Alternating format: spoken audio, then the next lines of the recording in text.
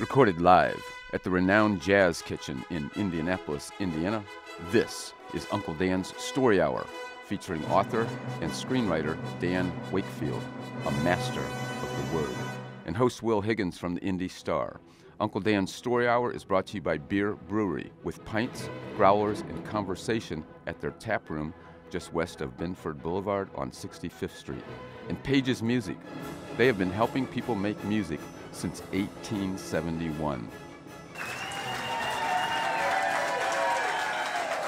Thank you.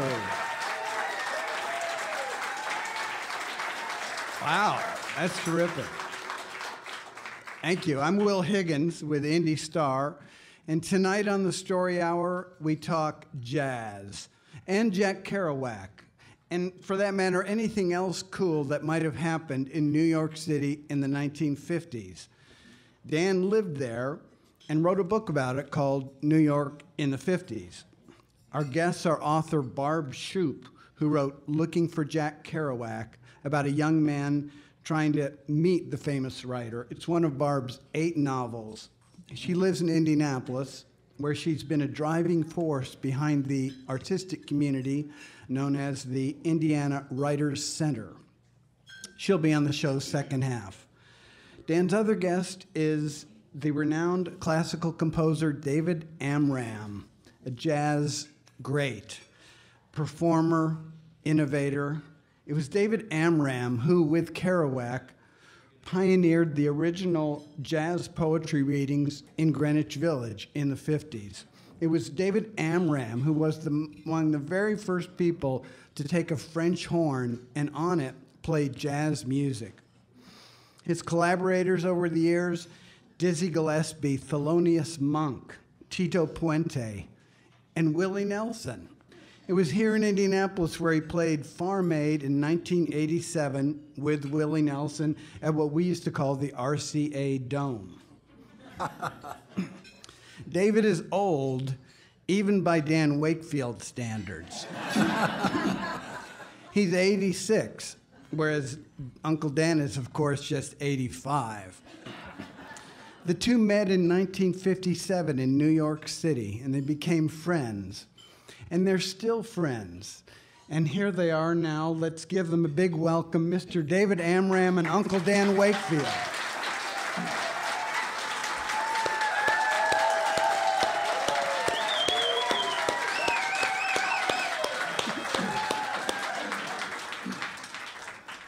Let me just ask David, I know we promised to talk to you about New York City, but we have with us one of the few people who was at Indiana Avenue in the glory days of the jazz clubs there. David happened to be here as a very young man in 1952. How did that come about? Well, I was given the United States Army Draftee Fellowship Award before they had all those prizes for struggling composers and musicians. I was granted, being US 52192-619, and was stationed at Camp Breckenridge, Kentucky. And that wasn't the place that I had dreamed of going at the age of 21, but I wanted to serve my country and was grateful to be able to be here, so I went. And I met a wonderful trumpet player named Whitey Harris. And we used to go to Evansville, a place called the Brown Derby, and jam all night. And Whitey said, look, he said, we have a night off. It's great being at the Brown Derby, but I want you to go and hear some of the best jazz players in the world. Maybe you could come and sit in. I said, where are they? And he said, Naptown. I said, where's that? He said, that's what we call Indianapolis. I said, oh. So we went to Indiana Avenue, and I heard some of the most extraordinary musicians, and of course, you know all of them, but Freddie Hubbard was not yet playing, but he was influenced by the masters that I heard that night, and so was David Baker, who wrote a fantastic book about that, and also some great classical compositions. And so many other extraordinary musicians, some of whose names I don't remember, some of whom I never met, but all of whom were unfailingly gracious to a young 21-year-old struggling musician, and embodied that whole spirit of jazz as being community-oriented, something that people shared, something that we served, and something that we loved to do.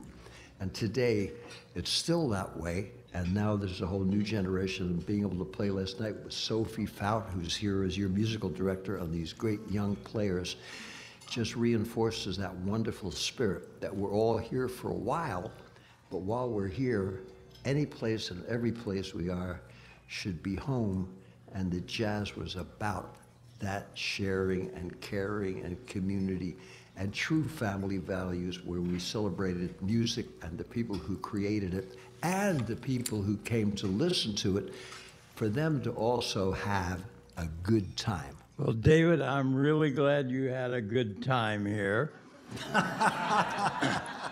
But I want to extract you from Kentucky and Indiana. And when I interviewed you back in the 90s for New York in the 50s, one of the things I asked everybody was, do you remember the train you came to New York on? Because I remember from 61st and Winthrop going on the Monon Railroad and going to Chicago and getting the Spirit of St. Louis to go to New York. And you told me this: David Amram put pennies on the track of the train, whose station was only a mile from the farm he grew up on in Feasterville, Pennsylvania. He dreamed of someday taking his trumpet and going to New York on that train to play in a band. He would realize his dream as a jazz musician, composer, and conductor, playing with Charlie Mingus and later with his own groups. And then I'm quoting you, it was a silver train called the Crusader, David remembers, and it had a steam engine, and I took it to New York in 1955. So we got you there. Yes, sir. And now all these years later, back in Indianapolis in 2017, I had a chance to go to Dan Wakefield Park. And if the Crusader could run a line up, a special train up to that park, I'd be on that one too. Well, I think one of the things you and I both experienced in New York in the 50s was the generosity and the spirit of older artists, older musicians, and older writers. And I know I had people like James Baldwin, who I met in the White Horse, give me advice and invite me for drinks. And you had Thelonious Monk, I think, was the first. Was that right? Yeah, Thelonious Monk and a great conductor named Dimitri Mitropoulos, who is the conductor of the New York Philharmonic.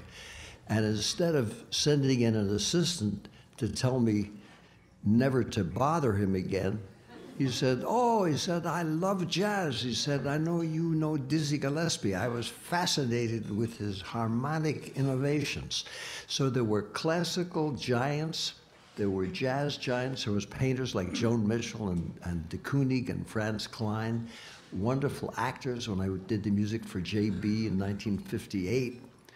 Christopher Plummer was having his first Broadway show, and he also was so gracious. All those people, when they saw a young person struggling, instead of saying, get lost, you can't help out my career, they were nice and encouraging and found something nice to say.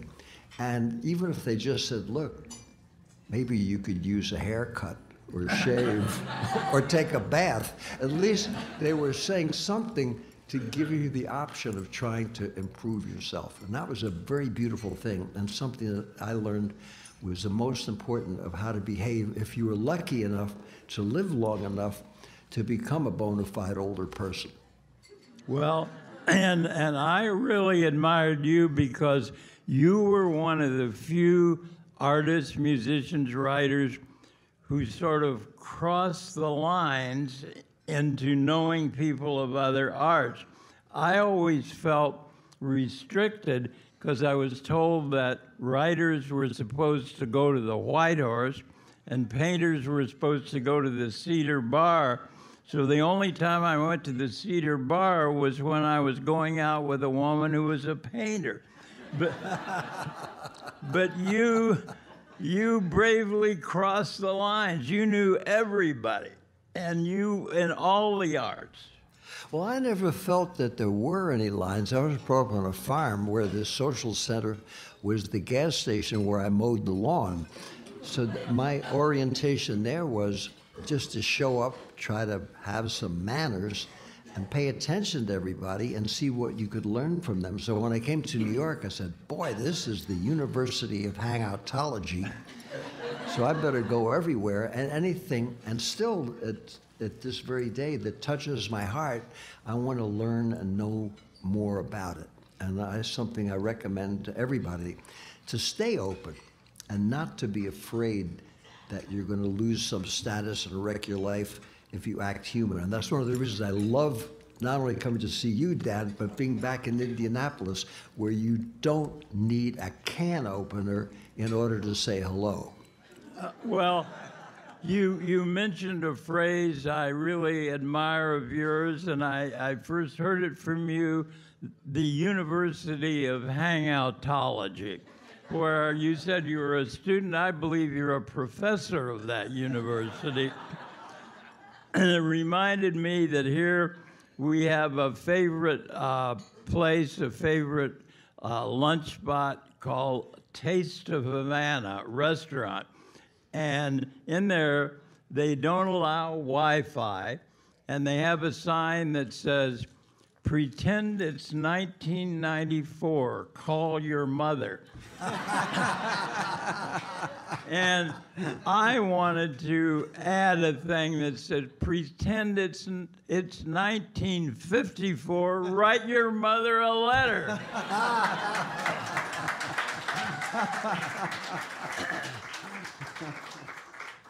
And I think people would like to know also about, well, what Thelonious Monk taught you and what it was like playing with him. He was one of the giants.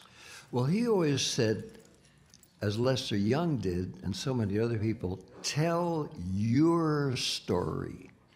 He said, someday over in Europe and Asia, they're going to be taking our music, and instead of copying us, they're going to make their own jazz. And he said that's a good thing.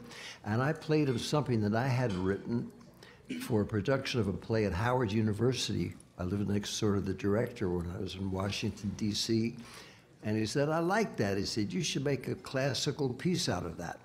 And when I was in Manhattan School of Music, I was told, of course, that if you didn't write 12-tone music or whatever was supposed to be fashionable that week, you were a total nincompoop loser and should give up and go to dental school.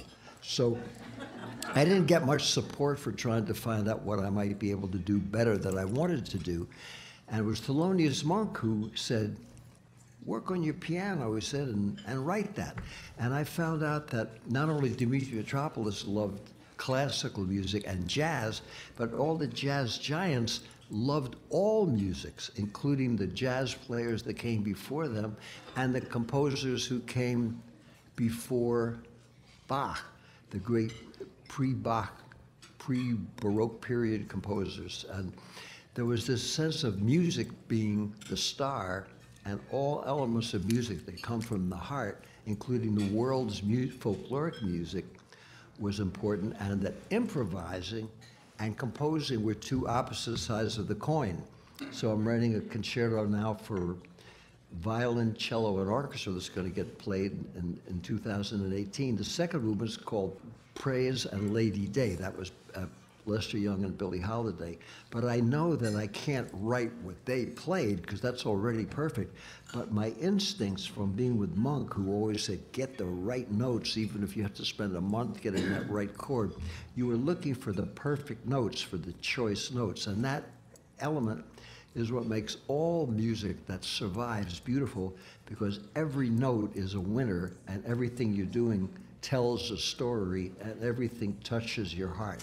So in a certain sense, jazz did and still does bring everybody back to the reality of what it's all about, and that improvising and formally writing it down are opposite sides of the same coin.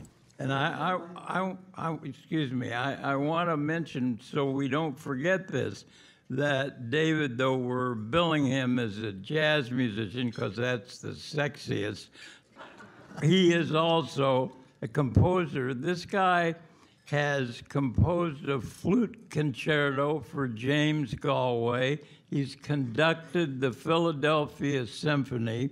He wrote the musical scores for the first Manchurian Candidate movie and for the movie of Splendor and the Grass.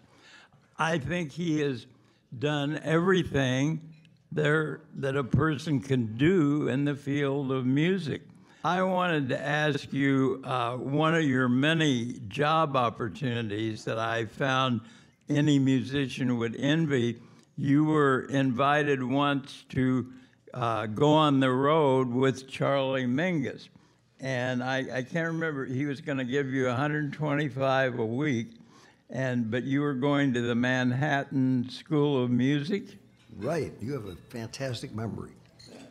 Yeah, I was at Birdland. I've been there 2 weeks, and Leonard Feather took me to hear Bud Powell, and Charlie Mingus came over to the table, and Leonard Feather, who's a wonderful jazz critic and loved the music and played piano, said, "This Dave Amram, he just got out of the Army. He's moved to New York. He's on the GI Bill, studying composition, and he's a jazz French horn player because he can play Mozart and all that stuff, and he can improvise." Mingus gave me a long look, and he said, "Will you go on the road with me for $125 a week?" If I said yes, he probably would have walked away. But I said, "I can't." I said, "I'm here at Manhattan School of Music, and I'm studying composition." And he said, "You'll learn more with me than you ever will in music school." So I almost finished a year at Manhattan School of Music. But by that time, I was playing with so many people till 5 in the morning. And then I would get up at 7 in the morning and go to school, and then have a little day job in the afternoon. So by the time spring came around to '56, I was starting to get a little fatigued. But I learned so much from Mingus that I still treasure every second of that. And I learned a lot from Manhattan School of Music, too. And most important, it made me realize that it's important to be studious and to study and to practice and to try to get better. And Mingus was always about that. He would take me over to his house, and he was a fantastic piano player and give me a crash course in how certain people would play a song, and then here's what Art Tatum did, and here's what Dizzy Gillespie did, and here's what he did, and here's what Rachmaninoff would have done if he'd written the song I wanted to improvise. And all of these people were so scholarly in the best sense and so sharing that everything to me became an education. So I felt at home anywhere because I knew I was starting from the bottom and had no place to go but up. So therefore, when you realize that, then you can be comfortable and studious and respectful wherever you go. And it's amazing how much you can learn with the tacit understanding that someday, if you're lucky, you're supposed to share that gift that's bequeathed upon you with others. Well, I was lucky enough to hear Mingus at the famous jazz place in the Bowery, the 5 Spot, where you played too. And one of the things that especially impressed me about Mingus, not only his music, when he was playing at the 5 Spot, Nat Hentoff told me this, that Mingus told his musicians, "Listen, this may be a raggedy-ass place, but when you're playing with me, you play like it's Carnegie Hall." And he expected the audience to respect him in the same way, and he was famous for, if people were talking, he would stop. He would wait till they shut up. We'll stop too. And sometimes he would usher them out. Well, David, you have always been an unpaid community organizer. You know, they talk about Obama having been a community organizer. He at least got paid for it. You just did it, and one of the great results of your organizing that I always got a kick out of, you and Jack Kerouac and Allen Ginsberg, and you wrote the music and were in it. You created a movie. You did a home movie. Can you tell us about that? Well, that was a film called Pull My Daisy, which was a bunch of us saying, well, we hope someday our children and grandchildren would see that we weren't just a bunch of surly, untalented, winologists, blameologists, nasty, resentful, self-hating, and people-loathing beatniks of the beat generation. But with all respect to that morbid branding and all the T-shirts they might have sold, there was something much more than that.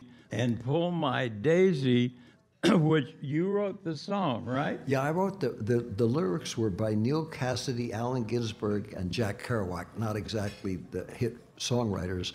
And I used chamber music because Jack loved classical music, and I used jazz. And all of us, I was cast as Mez McGillicuddy, the deranged French hornist.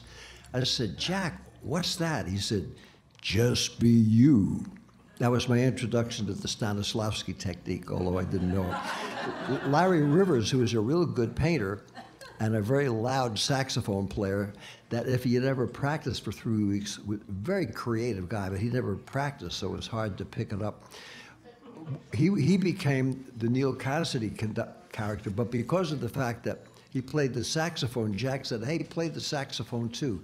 So the saxophone playing was so scary in the movie. We got Sahib Shahab to come, who did it in one take, and it was gorgeous. So when Larry saw the film, I said, Larry, I know our acting was non-existent, but how do you like the way that saxophone sounded? He said, man, I never sounded better.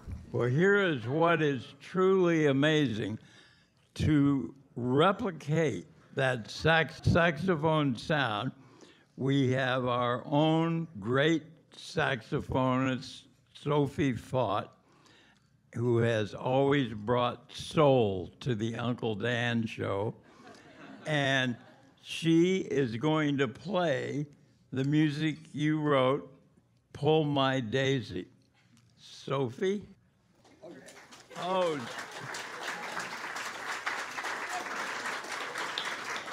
I didn't realize David's going to play too on the piano.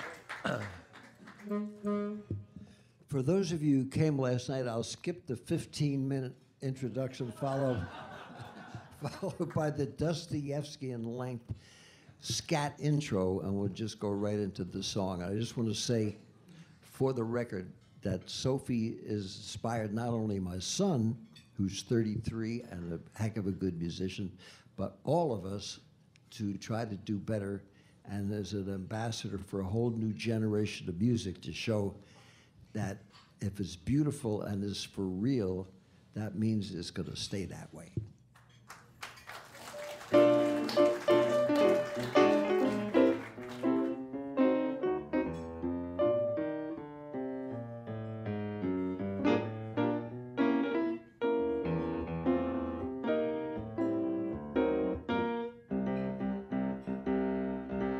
Pull my daisy to my cup. All my doors are open. Hop my heart for coconuts. All my eggs are broken. Harp my heart song, harp my life. Seraphs hold me steady. Hip my angel, harp my light. Lay it on the needy. Harp my heart song, harp my light. Seraphs hold me steady. Hip my angel, harp my light. Lay it on the needy. Well, if Jack and Neil and Alan knew that we were here in Indianapolis today, and they got to hear Sophie Fott play a saxophone, they would also be blown away. So I've got a treat for all of you. The singing part of the song is through. Since Sophie's choice is our choice too, let's hear Sophie make you goo.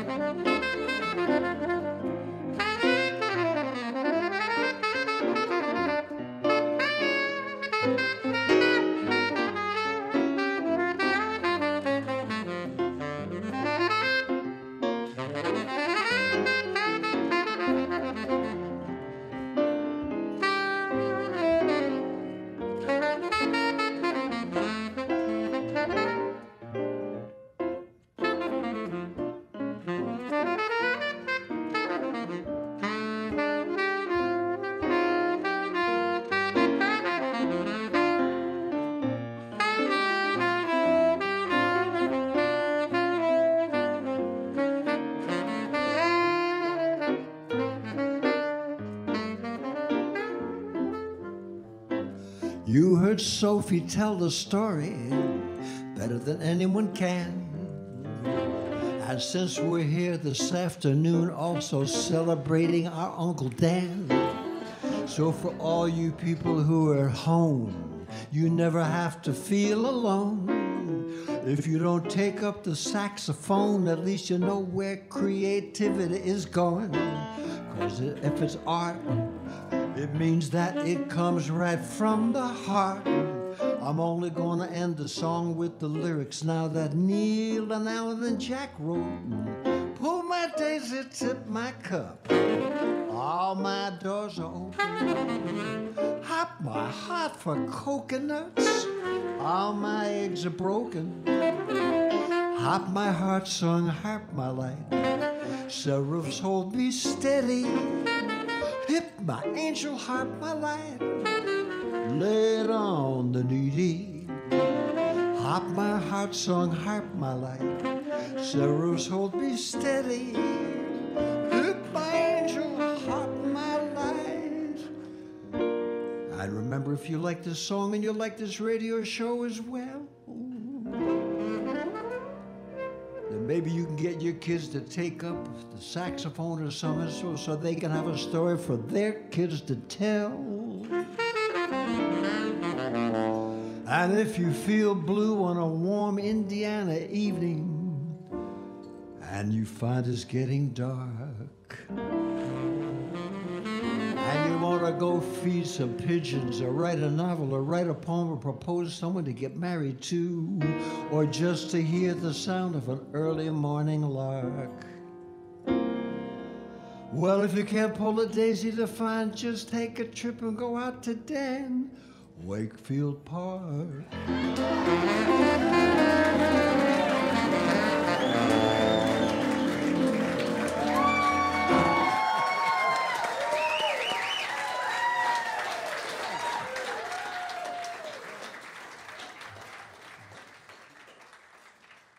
Among David's many accomplishments, even aside from music, he has written books. One of his books is called Collaborating with Kerouac. So, David, I thought if you could tell us a little bit about how you met and first began collaborating with Kerouac. Well, I'll make it very brief because I want to hear Barbara Shoup, who wrote a wonderful book about her feelings about Kerouac. And the way Jack and I began, I was at a bring your own bottle party. Before they called it Soho, it didn't really have much of a name. It was south of most of Greenwich Village, and these little factories were turned into illegal places where painters could have low rent, a lot of space, good light, put in a hot plate and live there illegally.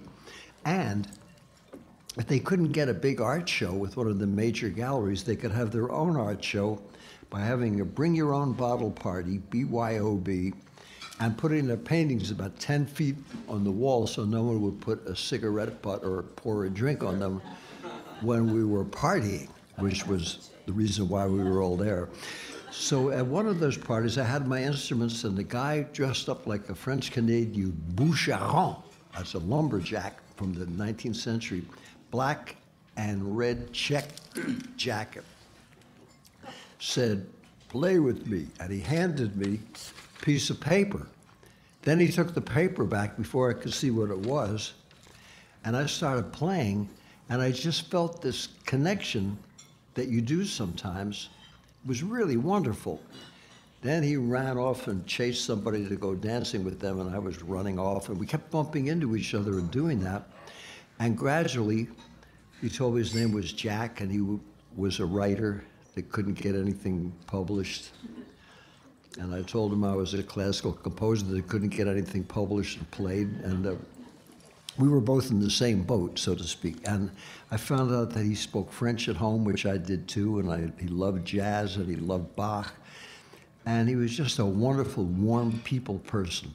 So finally we gave the first, after doing those kind of readings at people's parties until they asked us to knock it off, or at various hamburger joints until we were requested to leave, or park benches, or any place, two other poets, Howard Hart and Philip Lamantia, said, let's have a music, poetry music night. So we had a first of a series of what they called jazz poetry readings, first at the Brada Art Gallery in the fall of 1957, and then two at the Circle and the Square Theater, one at Brooklyn College.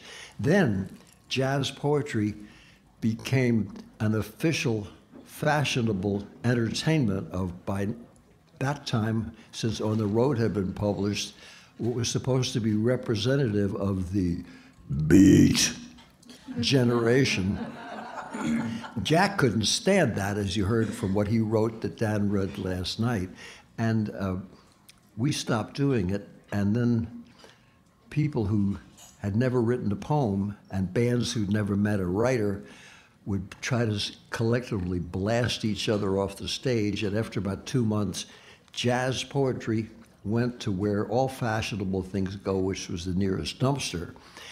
And fortunately, Michael McClure, who was a good friend of so many of those writers, got together and started writing songs, and he was a friend of wonderful pianist Morrison, who was with Jim, who was with the Doors, and they took it up another notch of what we'd started doing. And then the Lost Poets came in, and they really took it up a notch.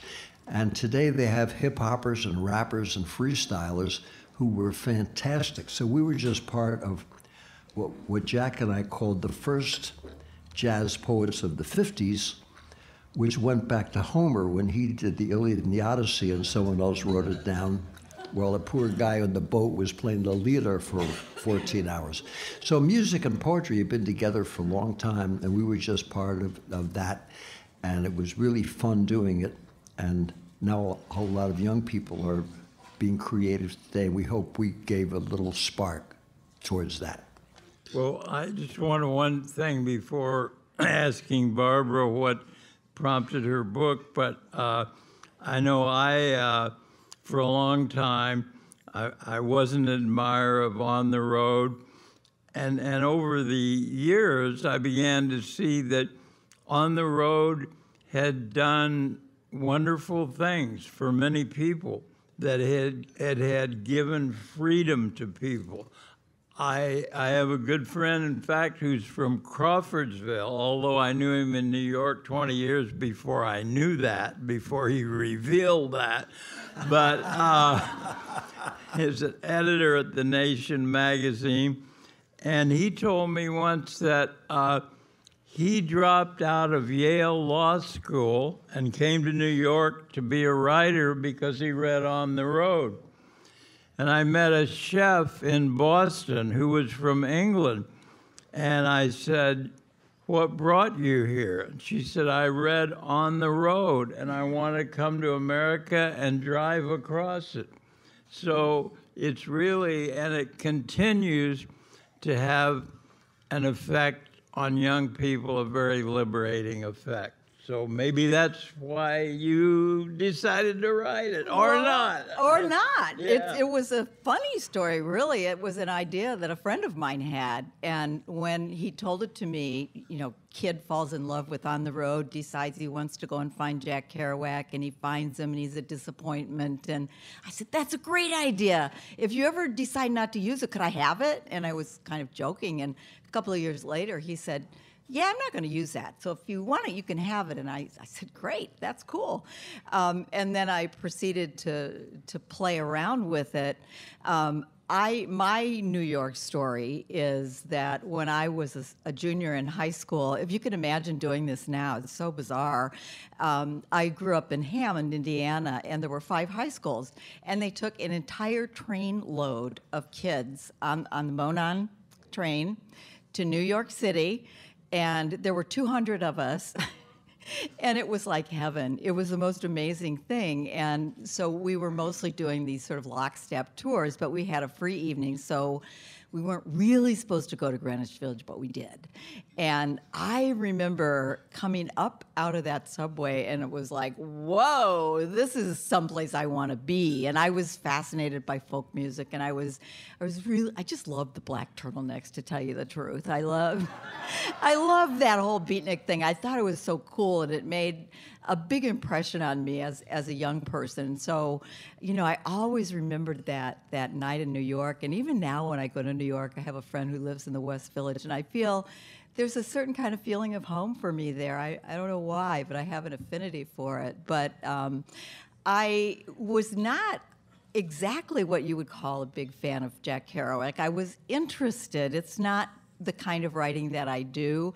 But to make a long story short, what was fascinating to me was to get beyond the brand of Kerouac, or the caricature, really, that he had to live with after he wrote On the Road, and it became so popular.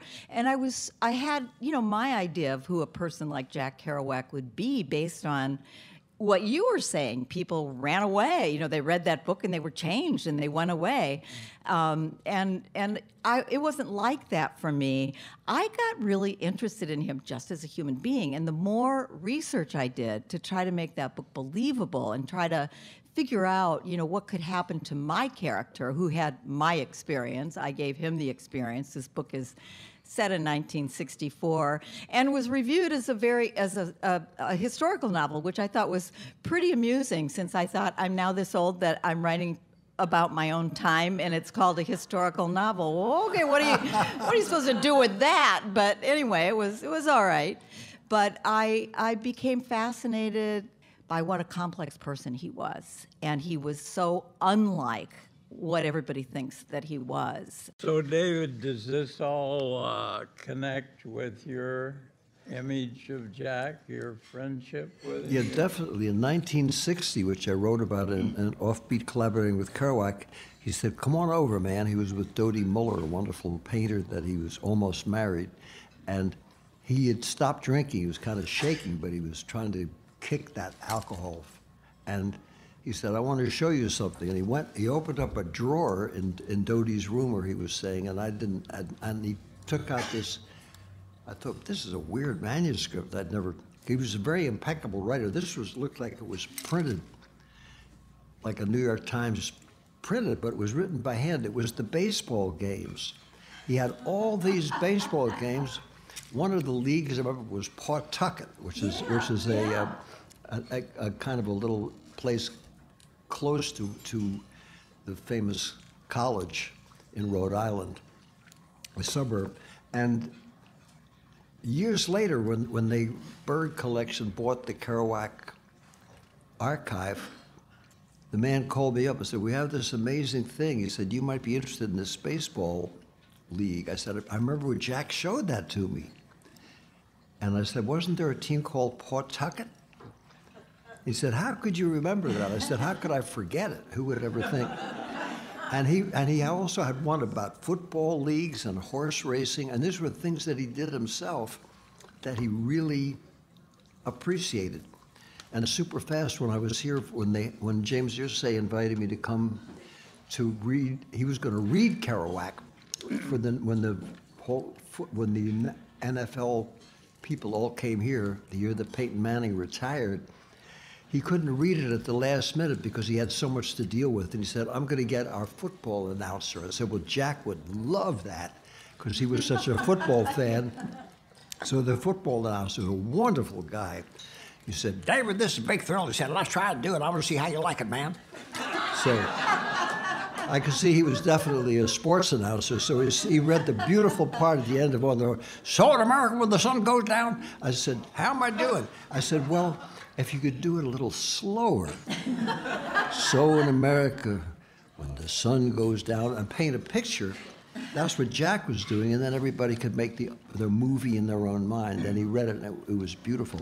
But he loved football, and he loved baseball, and he was a champion athlete as a football player. That's why he got a scholarship to Horace Mann, which gave him a scholarship to Columbia University. Then when he broke his leg the third week in practice, that was the end of his football career. Well, there's another story I heard at Columbia of the end of his football career. That I heard that after he broke his leg, the famous coach Lou Little still was interested in him coming back. But in the meantime, Kerouac had taken a course from a great professor at Columbia, a great poet, Mark Van Doren. And Mark Van Doren taught a course in Shakespeare. And Kerouac told some other students that after taking Van Doren's course in Shakespeare, he was no longer interested in playing football or in spending his time that way. So that was another of the legends, anyway, about him. There is a wonderful book by a mutual friend of me and David named Helen Weaver, and she wrote a book. She had been Kerouac's girlfriend for a while, and she wrote a book called The Awakener, a memoir of Kerouac in the 50s. And it's really good. It's an excellent memoir and very insightful about Jack. And I have to add that sometime after she knew Jack, I was her boyfriend. And the whole point was, compared to Jack, I represented stability. Oh, boy. That's the only time in my life I've been looked upon as a stable person. But anyway,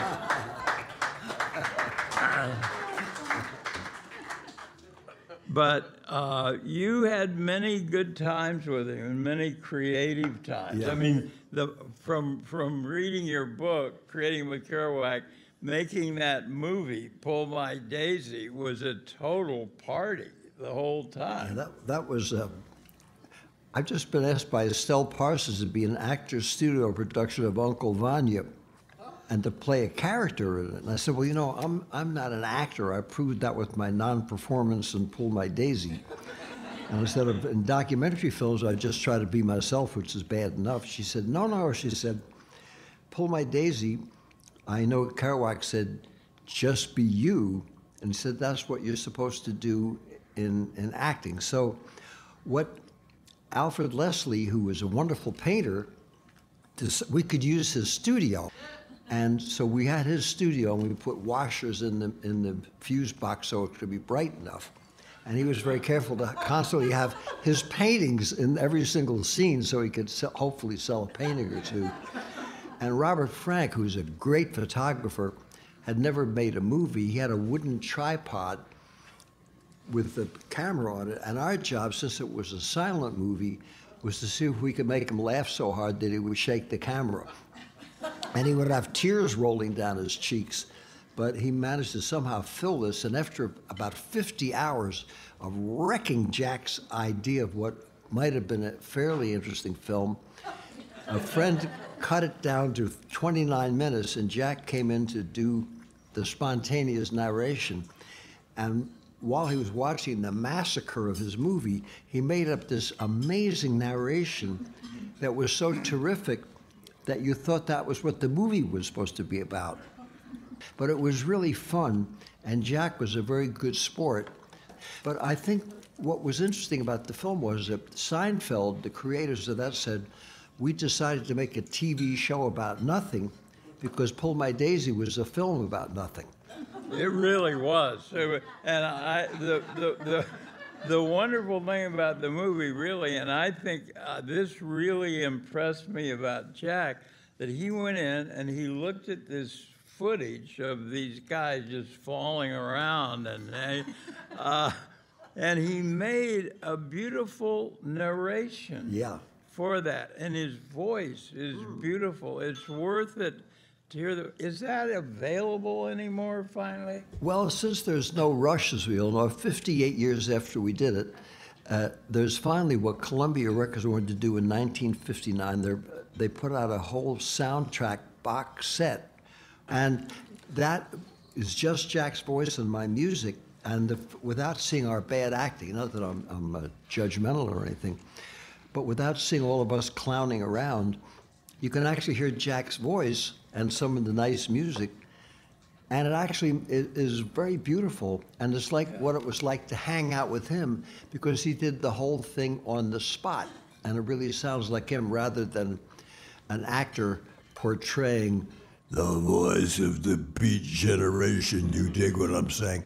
The thing that really impressed me about his narration, what I read in your book, is that was only the second take.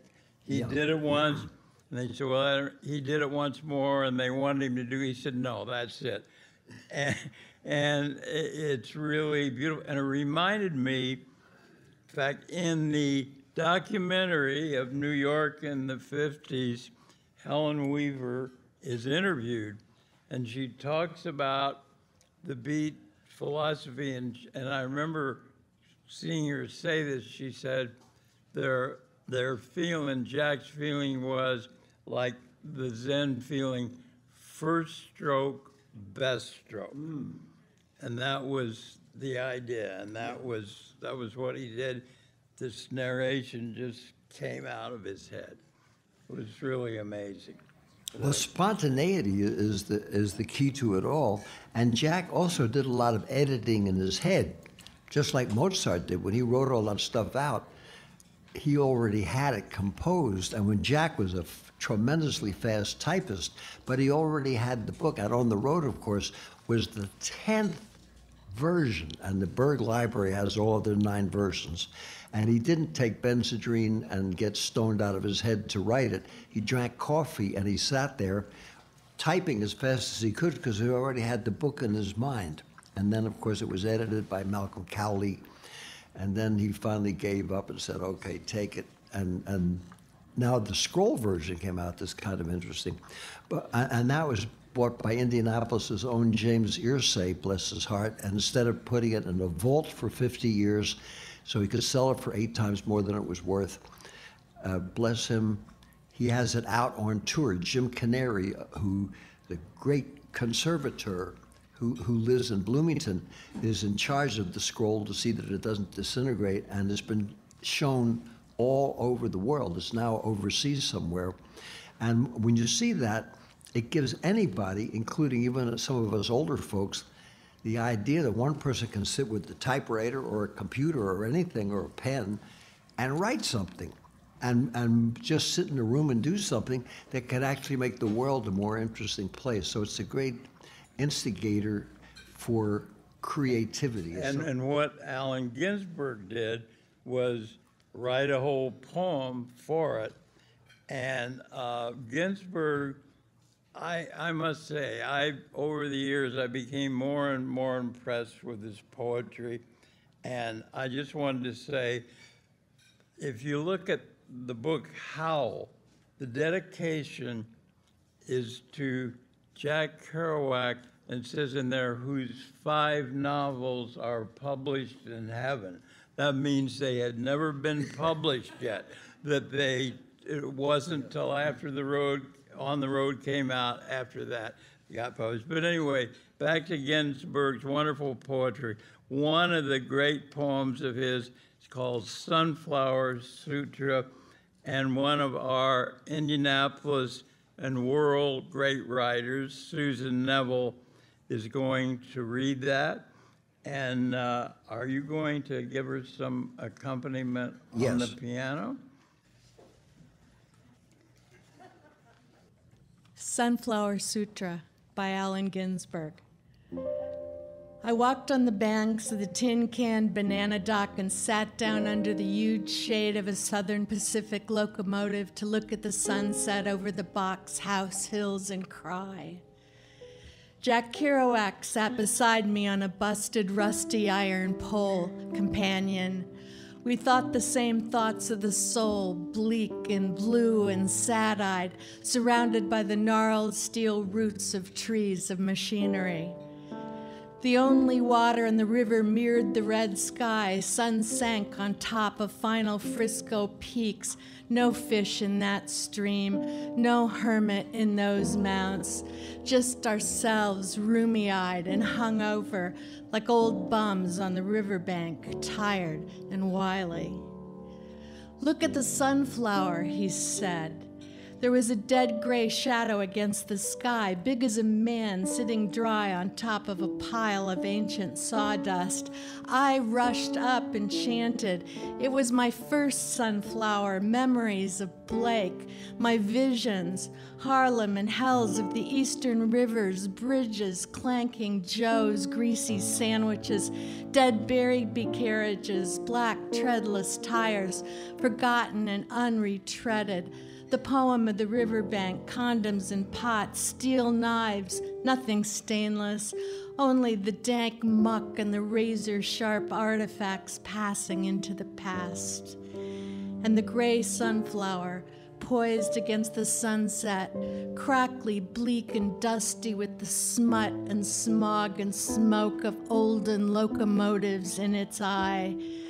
Corolla of bleary spikes, pushed down and broken like a battered crown, seeds fallen out of its face, soon to be toothless mouth of sunny air, sunrise obliterated on its hairy head like a dried wire spiderweb.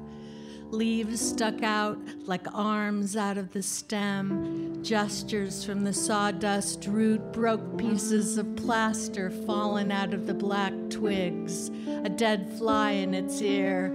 Unholy, battered old thing you were. Oh, sunflower, oh, my soul, I loved you then. The grime was no man's grime, but death and human locomotives. All that dress of dust, that veil of darkened railroad skin, that smog of cheek, that eyelid of black misery, that sooty hand or phallus, or protuberance of artificial worse than dirt, industrial, modern, all that civilization spotting your crazy golden crown. And those blear thoughts of death and dusty, loveless eyes and ends and withered roots below in the home pile of sand and sawdust, rubber dollar bills, skein of machinery, the guts and innards of the weeping, coughing car, the empty, lonely tin cans with their rusty tongues lack. What more could I name? The smoked ashes of some cocked cigar, the cunts of wheelbarrows and the milky breasts of cars, worn out asses of our chairs and sphincters of dynamos, all these entangled in your mummied roots, and you there standing before me in the sunset, all your glory in your form.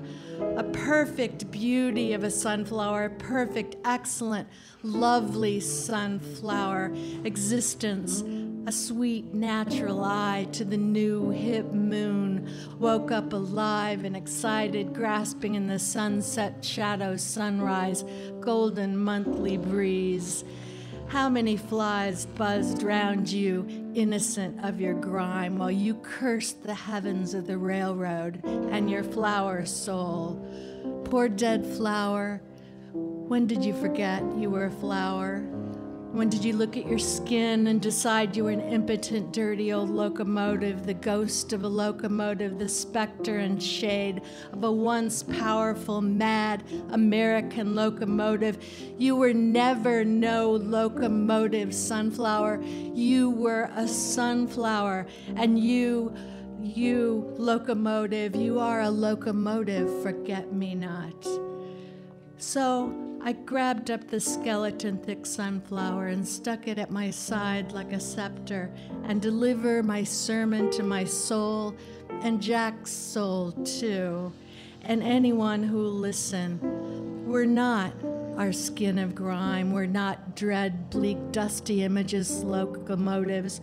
We're golden sunflowers inside, blessed by our own seed and hairy, naked accomplishment bodies, growing into mad, black, formal sunflowers in the sunset, spied on by our own eyes under the shadow of the mad locomotive riverbank sunset, frisky, hilly, tin can evening, sit-down vision.